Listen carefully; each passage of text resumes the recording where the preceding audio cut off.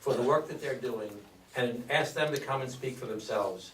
Let's hear it again for the Tibet Action Institute. And Rodney will come up.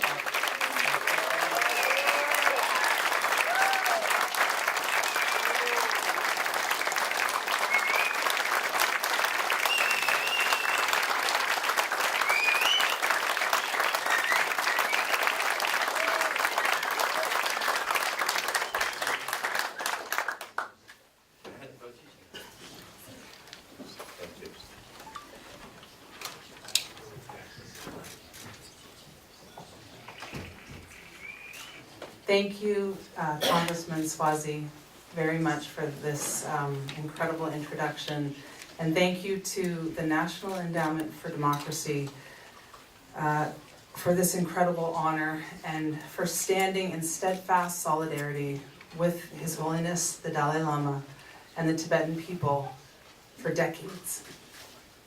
In June 1989, I was 13 years old, watching coverage of the students protesting in Tiananmen Square with my father.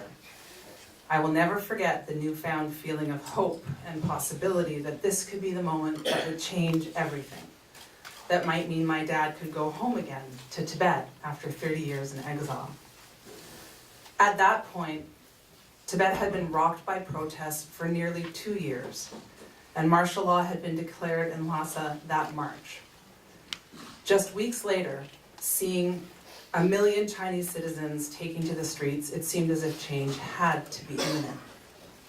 But that opportunity for change was lost, and not just because of the crackdown, but because in the years that followed, the free world lost its way in holding Beijing accountable. This happened in large part because we started ignoring what this authoritarian power was capable of. We allowed Chinese leaders to hijack critical discussions about rights, muting nearly all public debate, and eventually to even write the terms of engagement.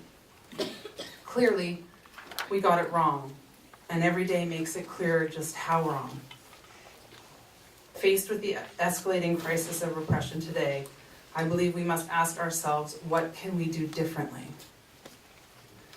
The answer lies at the heart of what the students did in Tiananmen Square and what the Tibetans did in Lhasa in 1989. The answer lies in courageous, principled, unyielding action to fight for what is right. If 6 million Tibetans, armed with nothing more than nonviolent resistance, and the Buddhist monk as their leader, can stand up to China time and time again, so can the rest of the world. As they have shown us, we have to speak truth to power, using every tool and avenue available to engage in bold, creative, and strategic resistance. And as part of this, like-minded governments need to confront China as one, engaging in joint public initiatives to support Tibetans and all others fighting for their rights and freedom.